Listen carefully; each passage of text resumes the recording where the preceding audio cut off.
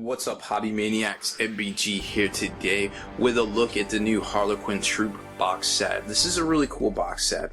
It's kind of groundbreaking. You got all these ninja clowns in here doing ninja flips and kicks and ki and things like that. It's a really versatile box set. I mean, you can make these guys like any way you want, which I thought was really neat.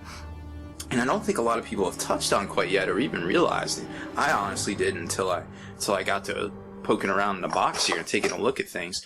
This retails for about $40 US, and to be honest, I mean, I think it's kind of worth it. I mean, these are some really, this is probably some of the sweetest models they've ever come out with, and it definitely has the majority of weapon options with it too, which is always a bonus. I mean, heck, that's probably why I would have never started a business if they just gave us all the options for the kits in the first place, you know, 8, 9, 10 years ago. Shoot, it was 10 years ago. Wow, 10 years ago this year.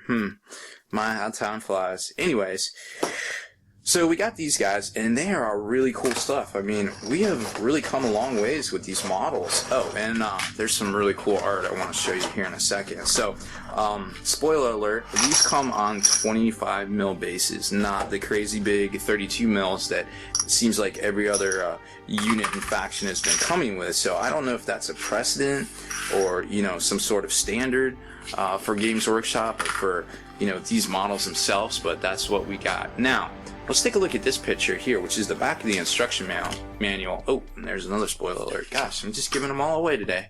So there's the instruction manual, and then we see right here this crazy shape that looks to be the next vehicle to come out for the Harlequins. This is also featured in the White Dwarf. If you see in the background, it looks like it's not art. It looks like it's an existing kit right up here. So we're seeing this shape, which looks to be about that shape, which definitely doesn't look to be the jet bikes. It looks like kind of a Venom Viper kind of variant type thing. So who knows what that'll be, something coming out here in the future. Now let's switch back to the instruction manual here, and I just want to show you like how versatile these kits really are. So you've got there's the Troop Master. I don't want to show you him because he's pretty much set in his ways. But everybody else, you can pretty much make a number of different ways. There's 7, I believe it's 7 different torso fronts and a plethora of torso backs. I mean, if you had extra sets of legs, you could make way more models than what this actually comes with.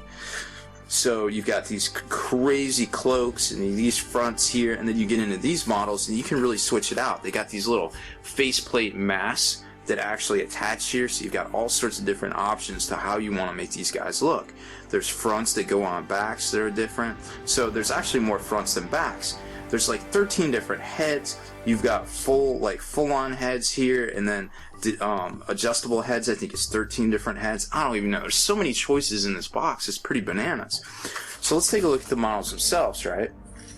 Oh, and then there's this little pretty sweet little decal sheet. Unfortunately, there isn't any like checkerboard patterns that you could just slide onto your models and like save all that time painting them. But nonetheless, it's pretty sweet to see, you know, some of these complex geometric patterns that would definitely be hard to freehand. Now you can apply these and use them for your models. So here's the first sprue, which is technically it's a 3 sprue kit, which, you know, these are like the little, a lot of times like the jet bikes and things will be a self-contained sprue like this. And as you can see, I mean, you got all of the Harlequin kisses, you got the embrace, the caress, you got all the power swords. Pretty much every option that they would want is included in this kit. You've also got some fusion blasters and a couple of just, you know, shuriken pistol kind of things, and one of the upgrades. And you got all the torsos.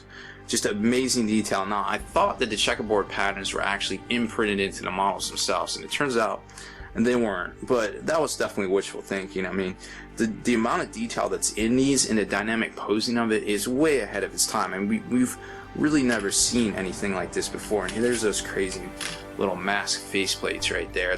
I mean, the detail, they're so small. The detail is like incredible. I mean, look at that. That's my fingernail, and look how small that is. I mean, it's just, it blows away most other stuff out there. You know, the Games Workshop is definitely a miniatures company, and you can tell in these models. Let's zoom in on this. So here's the last sprue, which is going to contain, you know, your last trench coat cloak, some more Harlequin kisses, some faceplates, or masks as you want to call them, some crazy ninja legs and doing things here. like I said, really all you need is an extra sets of legs, and you can really stretch this kit super far. So, you know, you pick up a couple of these, pick up a couple extra sets of legs, you can do a lot more with it. And there's the power sword for the Troop Master himself, Crazy Mohawk Head. So I don't even know where to begin with this kit. It's so bananas. It's really nice to see this level of detail and flexibility and adjustment. And man, if they can do stuff like this, it really leaves me super optimistic for what they could do with, say, Plastic Sisters or, say, Adeptus Mechanicus. You know, there's all sorts of... I mean, the rabbit hole just goes everywhere on this one with what I feel like Games Workshop has the capability to do. Oh, and I didn't show you in here, but if your keen eye picked it out without me cueing you in on it, these sprues were copyright 2013. So think about it. They have had these for at least a year and a half on ice, if not the full 2 years, if not even in development for 3 years. That's pretty bananas when you think about it. They have had this stuff. What else do they have in their computers back in their design studio right now that we're not even going to see for another 3 years? It's kind of like, you know, when some of these artists die and they, if Games Workshop ever goes away, they could be putting out, whoever buys them out could be putting out model kits for another 3 to 5 years before they have to actually develop anything of their own, right? It's kind of crazy to see, but, you know, it's what makes this hobby exciting and unique. So, you know, I'm all for it. These models are great. Keep them coming. I want to see this stuff. I want to see it. I want to see this diversity and this innovation, this level. Just keep it up. The sky is the limit when it comes to this stuff. So, and that's it for my Harlequin Troupe review. Now I want to show you one last thing today. This is the Solitaire model, which, let me get this out of the way. So this is the Solitaire model. Really cool looking stuff. Ninja flipping, doing crazy things because he's a crazy man. Now, somebody had Jess Goodwin's email address and actually emailed them, kind of like I guess a note of praise about this model. Like, hey man, this was really awesome. You did a good job on it. And his reply back was, I sculpted that by hand. And I'm just thinking to myself, I was like, wow, it's pretty amazing to be sculpted by hand. So I almost wonder if he sculpted it by hand and then they maybe digitized it and made it kind of even more nuts, or just digitized it and just kind of put it out and chopped it up. But either way, because you got to think, when some of this stuff was designed, even those jet bikes that he designed back in 2007, there wasn't a whole lot with this 3D stuff, and there definitely wasn't any clam packs out back then. You know, it was all pewter models and things like that. So if he had sculpted this stuff up, it is probable that, you know, it was for to be released as pewter. So then they scanned it in the computer, sliced it up, made it into this new clam pack, which I guess replaced fine cast for all intents and purposes, and boom, here it is. Now, what I really thought was cool about this model was the little hollow field bits. Where are those at? Oh, there they are, right there in front of me. So there's those little hollow field bits, which I thought was really neat, because supposedly they go on the back of his cloak right there, right? So that was really cool to see.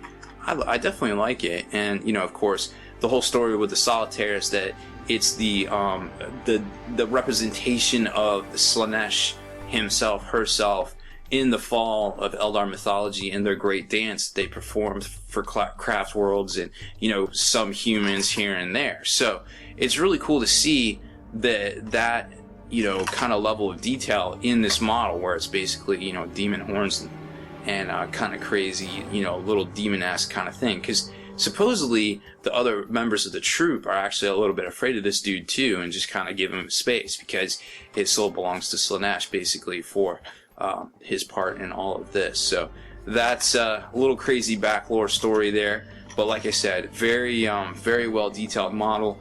Very crazy ninja flipping. And if you look at it, you can't even tell that that's that cloak or that hoodie, that kind of Green Goblin hoodie, kind of goes all the way back, or the fact that he's basically flipping with one hand out and not dragging his arm behind him, but he's basically popping off a shot, an expert play shot, to the rear of him. So this picture, this front, you know, this front on image doesn't even really do the model justice to how cool it really is in the actual pose until you get this guy and actually modeled up and see how crazy of a design it really is. It really boggles the mind, the fact that somebody sculpted this by hand and was such a three-dimensional, like, dynamic pose, in my opinion. So I don't know, that's just my 2 cents. I mean, Jess Goodwin is basically the heart and soul of Games Workshop design, and for all intents and purposes, I mean, I literally can't see anybody else that has their stamp on that. But you know, it's pretty amazing stuff, and kudos to him. Kudos to Games Workshop for putting out such dope minis. Keep them coming, guys. So that's it for all of the Harlequins for this week. Definitely check back next week for our White Dwarf as well as new release review of the new Skyweaver jet bike model. Make sure you stay in the stretches, subscribe to this YouTube channel, check out the blog, spikybitsblog.com, and listen to our podcast, forgenarrative.net.